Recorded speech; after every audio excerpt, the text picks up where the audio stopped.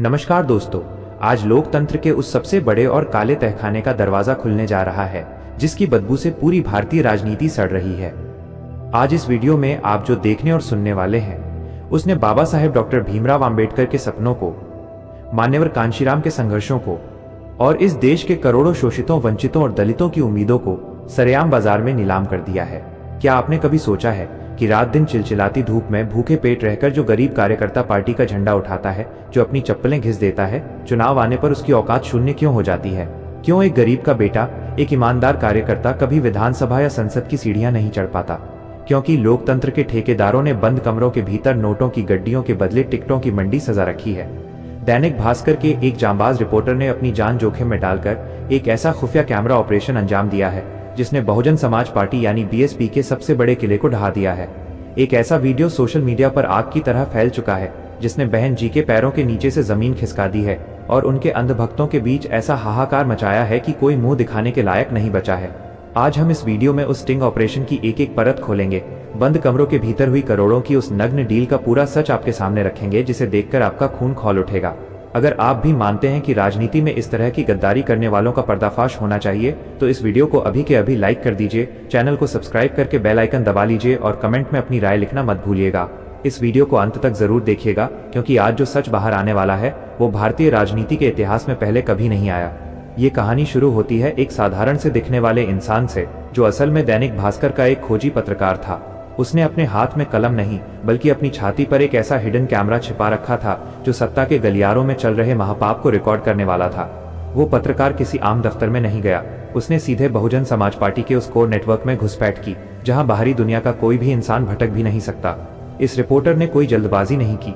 वो जानता था कि अगर मगरमच्छ का शिकार करना है तो पहले पानी में अपनी जगह बनानी होगी। उसने हफ्तों तक, महीनों तक बीएसपी के छोटे बड़े दफ्तरों के चक्कर काटे। उसने खुद को पार्टी का एक बेहद वफादार, अमीर और समर्पित कार्यकर्ता के रूप में पेश किया। उसने स्थानीय नेताओं से उठना बैठना शुरू किया, उनके साथ चाय पी, उनकी रैलियों में भीड़ जुटाने के वादे किए और धीरे धीरे उन बिचौलियों का विश्वास जीत लिया जो सीधे आलाकमान के इशारे पर काम करते हैं। जब नेताओं को लगा कि ये मुर्गा हलाल होने के लिए पूरी तरह तैयार है और इसके पास अंधा पैसा है, तब उसे उस बंद कमरे तक ले जाया गया जहां आम जनता की एंट्री बैन होती है। रिपोर्टर को उत्तर प्रदेश बीएसपी के सबसे कद्दावर और मायावती के सबसे करीबी नेताओं में से एक विश्वनाथ पाल जैसे बड़े पदाधिकारियों के सामने पेश किया गया। कैमरा ऑन था, रिकॉर्डिंग चल रही थी और कमरे के भीतर देश के लोकतंत्र को बेचने की स्क्रिप्ट लिखी जा रही थी। रिपोर्टर ने बेहद शातिर तरीके से बातचीत की शुरुआत की और कहा कि वो चुनाव लड़ना चाहता है, वो जमीन पर काम करना चाहता है, लेकिन उसकी सबसे बड़ी इच्छा है कि वो एक बार सीधे बहन कुमारी मायावती जी से मुलाकात कर सके, उनका आशीर्वाद ले सके और अपनी सीट से पार्टी का टिकट पक्का कर सके। रिपोर्टर की ये बात सुनते ही कमरे में बैठे उन बड़े नेताओं के चेहरे पर एक कुटिल मुस्कान तैर गई। उन्हें लगा कि एक और अमीर बकरा उनके जाल में फंस चुका है। इसके बाद जो बातचीत कैमरे में रिकॉर्ड हुई वो भारतीय राजनीति के मुंह पर एक ऐसा तमाचा है जिसे सदियों तक धोया नहीं जा सकेगा। उन बड़े नेताओं ने सीधे शब्दों में, बिना किसी हिचकिचाहट के, बिना किसी डर के उस रिपोर्टर को पार्टी का असली संविधान समझा दिया। उन्होंने कहा कि देखो भाई, यहाँ नियम बिल्कुल साफ है। अगर तुम्हें सिर्फ मायावती जी से मिलना है, सिर्फ उनके सामने बैठकर नमस्ते करना है और फोटो खिंचवानी है तो केवल उस मुलाकात की फीस 5 लाख रुपए है। 5 लाख रुपए टेबल पर रखो, तुम्हारी मुलाकात का समय तय करवा दिया जाएगा। रिपोर्टर अंदर से कांप गया होगा लेकिन उसने अपने चेहरे के हाव भाव नहीं बदलने दिए। उसने बात को आगे बढ़ाया और पूछा कि हुजूर, अगर मुझे चुनाव लड़ना हो, अगर मुझे अपनी मनपसंद सीट से टिकट चाहिए तो उसके लिए क्या करना होगा? तब उन नेताओं ने जो आंकड़ा फेंका वो किसी भी आम इंसान के होश उड़ाने के लिए काफी था। उन्होंने कहा कि अगर टिकट पक्का करना है तो सीधे 4 करोड़ रुपए लेकर चलो। 4 करोड़ रुपए का इंतजाम करो, तुम्हारी बात सीधे ऊपर करा दी जाएगी और टिकट तुम्हारी जेब में होगा। जरा सोचिए, 4 करोड़ रुपए। एक ऐसी पार्टी जो खुद को शोषितों, पिछड़ों और गरीबों की मसीहा कहती है, जो दावा करती है कि वो पूंजीवाद के खिलाफ लड़ रही है, उसके दफ्तर के भीतर एक टिकट की कीमत 4 करोड़ रुपए लगाई जा रही थी। वो रिपोर्टर चुपचाप सब कुछ सुन रहा था और उसकी छाती पर लगा वो छोटा सा लेंस उस कमरे में बैठे नेताओं के अहंकार, उनके लालच और उनकी गद्दारी के एक एक फ्रेम को डिजिटल मेमोरी में कैद कर रहा था। नोटों के बदले लोकतंत्र की इस खुली नीलामी का एक एक शब्द, नेताओं के चेहरे के हाव भाव, उनके हाथ के इशारे, सब कुछ उस खुफिया कैमरे में हूबहू दर्ज हो रहे थे। उन्हें इस बात का अंदाजा भी नहीं था कि जिस आदमी को वो 4 करोड़ का आसामी समझ रहे हैं वो असल में उनकी लंका में आग लगाने वाला विभीषण बनकर आया है। जैसे ही ये पूरी बातचीत खत्म हुई और रिपोर्टर उस दफ्तर से बाहर निकला, उसने सीधे दैनिक भास्कर के हेडक्वार्टर का रुख किया। जब उस फुटेज को एडिटर के सामने प्ले किया गया तो दफ्तर में सन्नाटा पसर गया, क्योंकि ये सिर्फ एक स्टिंग ऑपरेशन नहीं था, ये बहुजन राजनीति के कफन पर आखिरी कील ठोकने जैसा सबूत था। दैनिक भास्कर ने बिना किसी देरी के, बिना किसी दबाव के आगे झुकते हुए इस वीडियो को अपने हर डिजिटल प्लेटफॉर्म, अपने यूट्यूब चैनल, अपनी वेबसाइट और सोशल मीडिया हैंडल्स पर फ्लैश कर दिया।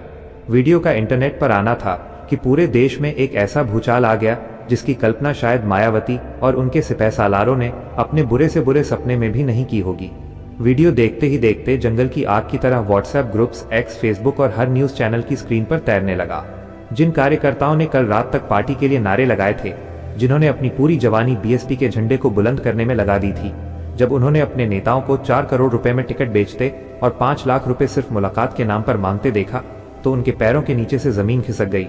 पूरे देश में एक ऐसा बवाल मच गया जिसने बीएसपी के पूरे ढांचे को हिलाकर रख दिया। मायावती के समर्थकों के बीच ऐसी खलबली मची कि जो लोग कल तक छाती ठोककर पार्टी का बचाव करते थे, वो आज अपना फोन बंद करके छिपने को मजबूर हो गए। सोशल मीडिया पर बीएसपी को इस कदर ट्रोल किया जाने लगा कि 4 करोड़ का टिकट और बीएसपी बिकी हुई है जैसे हैशटैग्स ट्रेंड करने लगे। ये एक्सपोजर इसलिए इतना खतरनाक था क्योंकि ये किसी विरोधी पार्टी का आरोप नहीं था, ये खुद बीएसपी के बड़े नेताओं के मुंह से निकले वो शब्द थे जिन्हें कैमरे ने झूठ बोलने का कोई मौका नहीं दिया था। इस महाखुलासे ने बहुजन समाज पार्टी की साख पर जो जोरदार चोट की है, उसे समझने के लिए हमें इतिहास के पन्नों को पलटना होगा और यह देखना होगा कि इस आंदोलन की बुनियाद किन आदर्शों पर रखी गई थी। एक दौर था जब भारत की राजनीति में मान्यवर कांशीराम साहब का नाम गूंजता था। कांशीराम साहब कोई महलों में रहने वाले नेता नहीं थे, न ही उनके पास बड़ी बड़ी गाड़ियों का काफिला था। उन्होंने जब बामसेफ और बाद में साल 1984 में बहुजन समाज पार्टी की स्थापना की, तो उनका एकमात्र लक्ष्य था इस देश के दबे, कुचले, शोषित और वंचित समाज को सत्ता की चाबी सौंपना। कांशीराम साहब का एक बहुत ही प्रसिद्ध नारा था जो आज भी हर सच्चे बहुजन कार्यकर्ता के दिल में धड़कता है: ठाकुर, ब्राह्मण, बनिया छोड़, बाकी सब है DS4, और जिसकी जितनी संख्या भारी उसकी उतनी हिस्सेदारी। उन्होंने साफ कर दिया था कि ये पार्टी पूंजीपतियों की बैसाखी पर नहीं, बल्कि समाज के सबसे आखिरी पायदान पर खड़े व्यक्ति के पसीने से चलेगी। कांशीराम साहब का वो दौर याद करिए जब वो एक पुरानी साइकिल पर सवार होकर उत्तर प्रदेश, पंजाब और देश के कोने कोने में जाते थे। उनके पास रैलियां करने के लिए करोड़ों रुपए का फंड नहीं होता था। वो गांवों में जाते थे, दलितों और पिछड़ों के घरों के बाहर चौपाल लगाते थे, उनके साथ जमीन पर बैठकर रूखी सूखी रोटी खाते थे और उनसे 2 चीजें मांगते थे, एक नोट और एक वोट। वो कहते थे कि हमें किसी अमीर उद्योगपति के पैसे की जरूरत नहीं है, क्योंकि अगर हम किसी पूंजीपति से 1 रुपया लेंगे तो सत्ता में आने के बाद हमें उसके आगे घुटने टेकने पड़ेंगे। इसलिए आंदोलन को जिंदा रखने के लिए गरीब जनता अपनी जेब से 1-1 रुपया, 2-2 रुपए चंदा देती थी। वो 1-1 रुपया ईमानदारी और स्वाभिमान का प्रतीक था, जिससे ये आंदोलन एक वट वृक्ष बना। कांशीराम साहब ने जिस मिशन की शुरुआत की थी, उसका मकसद सिर्फ सरकार बनाना नहीं था, बल्कि शोषित समाज के भीतर आत्मसम्मान की भावना को जगाना था। लेकिन आज जब हम दैनिक भास्कर के उस खुफिया कैमरे की फुटेज को देखते हैं तो रूह कांप जाती है। कहाँ गया वो साइकिल वाला आंदोलन? कहाँ गए वो जमीन पर बैठने वाले नेता? आज मान्यवर कांशीराम साहब का वो पवित्र मिशन पूरी तरह से नोटों के कमीशन में बदल चुका है। जो पार्टी कभी पूंजीपतियों और बाहुबलियों को राजनीति का दुश्मन बताती थी, आज उसी पार्टी के बंद कमरों में 4-4 करोड़ रुपए में टिकटों की सरेआम बोलियां लगाई जा रही हैं। ये सिर्फ एक स्टिंग ऑपरेशन नहीं है, ये उस पूरी वैचारिक विरासत का कत्ल है जिसे कांशीराम साहब ने अपने खून पसीने से सींचा था। जब एक रिपोर्टर से बीएसपी के बड़े पदाधिकारी यह कहते हैं कि 5 लाख रुपए लाओ तब बहन जी से मिलने का समय मिलेगा और 4 करोड़ लाओ तब टिकट पक्का होगा, तो यह साफ हो जाता है कि पार्टी अब गरीबों की मसीहा नहीं बल्कि एक कॉर्पोरेट लिमिटेड कंपनी बन चुकी है, जहां हर चीज की एक फिक्स MRP तय कर दी गई है। मायावती जी ने जब कांशीराम साहब के बाद पार्टी की कमान संभाली तो शुरुआत में उन्होंने इस आंदोलन को सत्ता के शिखर तक पहुंचाया। साल 2007 में जब बीएसपी ने पूर्ण बहुमत की सरकार बनाई तो उसे सोशल इंजीनियरिंग का मास्टर स्ट्रोक कहा गया। लेकिन धीरे धीरे सत्ता के इस गलियारे में एक ऐसा बदलाव आया जिसने पार्टी के मूल चरित्र को ही बदल कर रख दिया। पार्टी के भीतर से वो पुराने वफादार और मिशनरी नेता धीरे धीरे बाहर कर दिए गए या वो खुद किनारे हो गए जिन्होंने कांशीराम साहब के साथ लाठियां खाई थीं। उनकी जगह ले ली ऐसे सिपह सालारों ने जिनका बहुजन विचारधारा से दूर दूर तक कोई नाता नहीं था, बल्कि उनका नाता सिर्फ और सिर्फ पैसे के मैनेजमेंट से था। पार्टी का मॉडल पूरी तरह से कॉर्पोरेट हो गया, जहां संगठन की मजबूती से ज्यादा इस बात पर ध्यान दिया जाने लगा कि किस उम्मीदवार के पास चुनाव में बहाने के लिए कितना अंधा पैसा है। इस वैचारिक पतन का सबसे बड़ा नुकसान ये हुआ है कि आज बहुजन समाज का आम युवा और बुद्धिजीवी वर्ग खुद को ठगा हुआ महसूस कर रहा है। बाबा साहेब आम्बेडकर ने कहा था कि राजनीतिक सत्ता वो मास्टर चाबी है जिससे आप हर ताला खोल सकते हैं। लेकिन आज बीएसपी के इस कॉर्पोरेट मॉडल ने उस मास्टर की को ही तिजोरी में बंद कर दिया है, जिसकी चाबी सिर्फ और सिर्फ करोड़पतियों के पास है। जब टिकट पाने की योग्यता आपकी वैचारिक समझ, आपका संघर्ष और आपकी लोकप्रियता नहीं बल्कि आपकी जेब का आकार तय करने लगे, तो समझ लीजिए कि वो राजनीतिक दल अपनी मौत का वारंट खुद लिख रहा है। दैनिक भास्कर के इस वीडियो ने इसी कड़वी हकीकत को देश के सामने नंगा कर दिया है, जिसे अब कोई भी झूठा तर्क छुपा नहीं सकता। इस पूरे घोटाले का सबसे दर्दनाक और भयानक पहलू अगर कोई है तो वो है उस आम जमीनी कार्यकर्ता का टूटना, जो इस पार्टी की रीढ़ की हड्डी रहा है। किसी भी राजनीतिक दल की असली ताकत उसके बड़े बड़े एस, बड़ी ई कमरों में बैठने वाले नेता नहीं होते, बल्कि वो आम कार्यकर्ता होते हैं, जो बिना किसी लालच के, बिना किसी स्वार्थ के पार्टी के झंडे और डंडे को अपने कंधों पर उठाए फिरते हैं। बीएसपी का इतिहास गवाह है कि इसके कार्यकर्ताओं जैसी निष्ठा और समर्पण पूरे देश में किसी दूसरी पार्टी के कार्यकर्ताओं में देखने को नहीं मिलती। ये वो लोग हैं जो चिलचिलाती धूप में, कड़कड़ाती ठंड में और मूसलाधार बारिश में भी गांवों की पगडंडियों पर चलते हैं, साइकिलों पर लाउडस्पीकर बांधकर पार्टी का प्रचार करते हैं, दीवारों पर नीले रंग से नारा लिखते हैं और जब विरोधी दलों के बाहुबली डराने आते हैं तो सीना तानकर खड़े हो जाते हैं। ये कार्यकर्ता कोई करोड़पति या उद्योगपति नहीं होते। इनमें से कोई मजदूरी करता है, कोई छोटा मोटा ढाबा चलाता है, कोई खेती करता है तो कोई ट्यूशन पढ़ाकर अपना घर चलाता है। ये अपनी मेहनत की गाढ़ी कमाई से पैसे बचाकर पार्टी की रैलियों के लिए बसें बुक करते हैं, अपने पास से पैसा लगाकर झंडे और बैनर बनवाते हैं। उन्हें उम्मीद होती है कि जब उनकी पार्टी सत्ता में आएगी तो उनके समाज का नाम ऊंचा होगा, उनके बच्चों को अच्छी शिक्षा मिलेगी, उनके आत्मसम्मान की रक्षा होगी और कल को अगर उनमें से कोई योग्य कार्यकर्ता समाज की सेवा करना चाहेगा तो पार्टी उसे आगे बढ़ाएगी। लेकिन दैनिक भास्कर के इस खुफिया कैमरे ने उस निष्ठावान कार्यकर्ता के सीने पर एक ऐसा खंजर घोंपा है जिसका जख्म शायद कभी नहीं भरेगा। जब वो कार्यकर्ता अपने मोबाइल की स्क्रीन पर स्टिंग वीडियो को देखता है जहां उसकी जिंदगी भर की तपस्या की कीमत 4 करोड़ रुपए तय की जा रही है, तो उसके पैरों के नीचे से जमीन खिसक जाती है। जरा उस कार्यकर्ता के मानसिक दर्द की कल्पना कीजिए जो पिछले 20 साल से अपनी चप्पलें घिस रहा है, जिसने अपनी जवानी पार्टी के नाम कर दी, जिसके ऊपर राजनीतिक विरोधियों ने मुकदमे दर्ज करवा दिए, जो पार्टी के लिए जेल तक हो आया। चुनाव आने पर जब वो उम्मीद करता है कि इस बार उसे या उसके किसी साथी को जनता की सेवा करने का मौका मिलेगा, तब अचानक उसे पता चलता है कि ऊपर बैठे आकाओं ने उसकी पूरी मेहनत को कूड़ेदान में फेंक दिया है। उसकी जगह टिकट किसे मिलता है?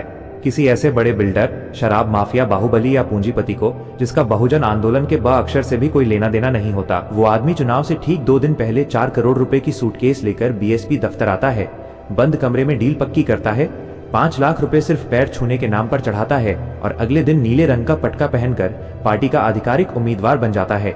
ये सीधे तौर पर उस गरीब कार्यकर्ता की पीठ में छुरा घोंपने जैसा है।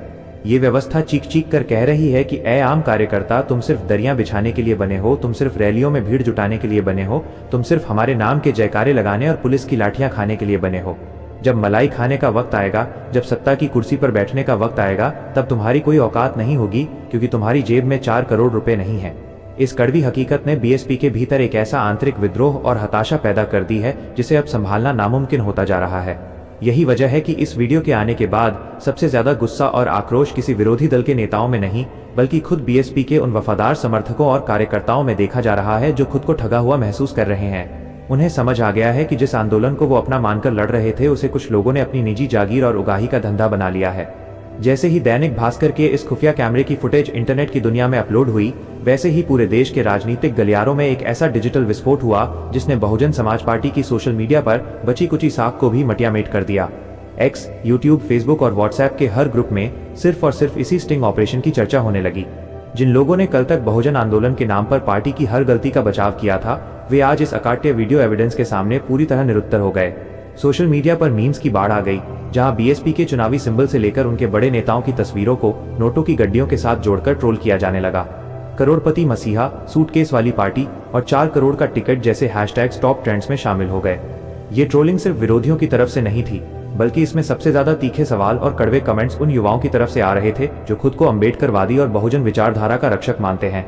इस पूरे बवाल के बीच सबसे हैरान और परेशान करने वाली बात थी बहुजन समाज पार्टी और खुद बहन कुमारी मायावती जी की तरफ से छाई हुई एक अजीब सी रहस्यमयी खामोशी। जब देश की जनता और पार्टी का लाखों कार्यकर्ता इस महाखुलासे पर सोशल मीडिया पर जवाब मांग रहे थे, तब पार्टी का आलाकमान पूरी तरह से डिफेंसिव मोड में चला गया। हमेशा की तरह इस बार भी अंदरूनी सूत्रों और कुछ प्रवक्ताओं के माध्यम से ये नैरेटिव सेट करने की कोशिश की गई कि ये वीडियो फेक है, एडिटेड है, या फिर ये बीएसपी को कमजोर करने के लिए विरोधी दलों और कॉर्पोरेट मीडिया की एक सोची समझी साख बिगाड़ने वाली साजिश है। लेकिन इस बार ये घिसा पिटा तर्क काम नहीं आया। जब कैमरे पर चेहरे साफ दिख रहे हों, जब ऑडियो में उत्तर प्रदेश के प्रदेश अध्यक्ष विश्वनाथ पाल और अन्य कद्दावर नेताओं की आवाजें और 5 लाख की मुलाकात और 4 करोड़ के टिकट के शब्द बिल्कुल स्पष्ट सुनाई दे रहे हों, तो उसे साजिश बताकर खारिज करना जनता की समझदारी का अपमान करने जैसा था। इस वीडियो के वायरल होने के बाद जो सबसे बड़ा राजनीतिक असर देखने को मिल रहा है वो है बीएसपी की विश्वसनीयता का पूरी तरह से ध्वस्त हो जाना। आज की तारीख में भारतीय राजनीति में हर दल जनता के बीच अपनी एक क्लीन इमेज पेश करना चाहता है, लेकिन इस स्टिंग ने बीएसपी को एक ऐसे मोड़ पर लाकर खड़ा कर दिया है जहां से वापसी करना बेहद मुश्किल होगा। आने वाले चुनावों में जब भी बीएसपी के नेता मंचों पर खड़े होकर गरीबों के हक की बात करेंगे, जब भी वो कहेंगे कि हम शोषितों को उनका अधिकार दिलाना चाहते हैं, तब विरोधी दल और आम जनता उनके चेहरे पर इसी 4 करोड़ की डील का सच मारकर उनके भाषणों को खोखला साबित कर देगी। सोशल मीडिया के इस दौर में किसी भी पार्टी के लिए इस तरह के लाइव वीडियो सबूत से पीछा छुड़ाना लगभग नामुमकिन होता है, क्योंकि यह फुटेज अब हमेशा के लिए इंटरनेट के आर्काइव में दर्ज हो चुकी है। इस बवाल ने मायावती जी के उस कोर वोट बैंक में भी भारी असमंजस और हताशा पैदा कर दी है, जो हर चुनाव में बिना किसी स्वार्थ के हाथी के निशान पर बटन दबाता आया है। समर्थक अब खुलेआम सोशल मीडिया पर लिख रहे हैं कि अगर हमारी पार्टी के टिकट इसी तरह करोड़ों रुपए में पूंजीपतियों को बेचे जाएंगे तो हम किस मुंह से गांवों में जाकर लोगों से बीएसपी के लिए वोट मांगेंगे। ये खलबली पार्टी के भीतर एक बहुत बड़े संगठनात्मक बिखराव की तरफ इशारा कर रही है। जिन बड़े नेताओं को इस स्टिंग में डील करते हुए देखा गया, उनके खिलाफ कोई कड़ी कार्रवाई करने के बजाय पार्टी का पूरी तरह से खामोश हो जाना यह साबित करता है कि दाल में सिर्फ कुछ काला नहीं है, बल्कि यहाँ पूरी की पूरी दाल ही काली हो चुकी है। यह चुप्पी इस बात का सबसे बड़ा सबूत बन गई है कि बंद कमरों का ये खेल कोई व्यक्तिगत भ्रष्टाचार नहीं, बल्कि पार्टी की व्यवस्था का एक हिस्सा बन चुका है। इस पूरे घटनाक्रम का जो आखिरी और सबसे गंभीर पहलू हमारे सामने आता है, वो सिर्फ एक पार्टी के पतन की कहानी नहीं है, बल्कि वो हमारे पूरे लोकतांत्रिक ढांचे की नीलामी का एक जीता जागता और कड़वा दस्तावेज है। जब हम दैनिक भास्कर के उस कैमरे में दर्ज हुई डील को देखते हैं, तो हमें ये समझना होगा कि ये बीमारी सिर्फ एक संगठन तक सीमित नहीं है, बल्कि ये भारतीय चुनाव व्यवस्था की उस गहरी और सड़ी हुई नस को उजागर करती है जिसे मनी पावर यानी धनबल कहा जाता है। जरा ठंडे दिमाग से इस पूरे गणित को समझने की कोशिश कीजिए कि जो नेता चुनाव लड़ने से पहले ही सिर्फ टिकट हासिल करने के लिए किसी पार्टी के दफ्तर में 4 करोड़ रुपए की रिश्वत या फंड के नाम पर सूटकेस सौंप कर आता है, वो जीतने के बाद क्या करेगा?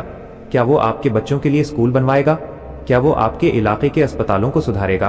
क्या वो सड़कों की मरम्मत करवाएगा या युवाओं के लिए रोजगार के अवसर पैदा करेगा? जवाब है बिल्कुल नहीं।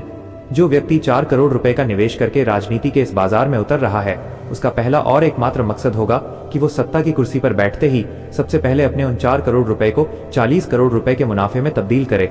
इसके लिए वो ठेकों में कमीशनखोरी करेगा, अधिकारियों के तबादलों की मंडी सजाएगा, विकास कार्यों के बजट को अपनी तिजोरियों में भरेगा और आम जनता की बुनियादी जरूरतों का गला घोंट देगा। यह एक ऐसा दुष्चक्र है जो देश के पूरे प्रशासनिक और राजनीतिक तंत्र को भ्रष्टाचार के दलदल में धकेल देता है। जब टिकट योग्यता, संघर्ष और जनता के प्रति वफादारी के आधार पर नहीं, बल्कि नोटों की गड्डियों के आकार पर तय होने लगेंगे, तो संसद और विधानसभाओं में जनता के प्रतिनिधि नहीं, बल्कि कॉर्पोरेट घरानों के दलाल और बाहुबली बैठेंगे। यही वजह है कि आज पूरे देश में बड़े पैमाने पर व्यापक चुनाव सुधारों की मांग उठ रही है। जब तक राजनीतिक दलों की आंतरिक कार्यप्रणाली पारदर्शी नहीं होगी, जब तक उनके पास आने वाले चंदे और टिकट वितरण की प्रक्रिया पर किसी स्वतंत्र संस्था या चुनाव आयोग की पैनी नजर नहीं होगी, तब तक बंद कमरों के भीतर लोकतंत्र को इसी तरह सरेआम नीलाम किया जाता रहेगा। आज राजनीतिक पार्टियों को सूचना का अधिकार के दायरे में लाने की जरूरत है, ताकि जनता को पता चल सके कि किस उम्मीदवार ने किस नेता की जेब को गर्म करके जनता का प्रतिनिधित्व करने का अधिकार खरीदा है। ये स्टिंग ऑपरेशन हमारे लिए एक चेतावनी है कि अगर हम अब भी जाति, धर्म और खोखले नारों के नाम पर ऐसी भ्रष्ट व्यवस्थाओं का समर्थन करते रहे, तो आने वाली पीढ़ियां हमें कभी माफ नहीं करेंगी। इस वीडियो के अंत में मैं इस देश की जनता और खास तौर पर उन करोड़ों युवाओं से एक कड़ा और सीधा सवाल पूछना चाहता हूं, जो सोशल मीडिया पर बैठकर इस व्यवस्था को देख रहे हैं। क्या हम एक ऐसे भारत का निर्माण करना चाहते हैं जहां बाबा साहेब के संविधान और मान्यवर कांशीराम के संघर्षों को 4 करोड़ रुपए की कीमत में तौल दिया जाए? क्या हमारी वफादारी किसी नेता या पार्टी के प्रति इतनी अंधी हो चुकी है कि हम उनकी इस खुली डकैती और चोरी पर भी खामोश रहेंगे? अब समय आ चुका है कि हम जागें, अपने अधिकारों को पहचानें और नेताओं से उनकी जाति पूछने के बजाय उनसे उनकी ईमानदारी का हिसाब मांगें। जब तक हम ऐसी बिकी हुई राजनीति का सामाजिक और चुनावी बहिष्कार नहीं करेंगे, तब तक लोकतंत्र के ये सौदागर इसी तरह हमारी किस्मत का सौदा करते रहेंगे। इस वीडियो को ज्यादा से ज्यादा शेयर कीजिए, ताकि सच हर एक भारतीय तक पहुंचे और इस भ्रष्ट नेक्सस के खिलाफ एक देशव्यापी आवाज बुलंद हो सके। दोस्तों, आपको हमारी ये वीडियो कैसी लगी, हमें कमेंट करके जरूर बताएं। हमें आपके विचारों का इंतजार रहेगा। वीडियो पसंद आई हो तो वीडियो को लाइक, शेयर और हमारे चैनल को सब्सक्राइब कर सकते हैं। वीडियो को यहाँ तक देखने के लिए आपका बहुत बहुत आभार।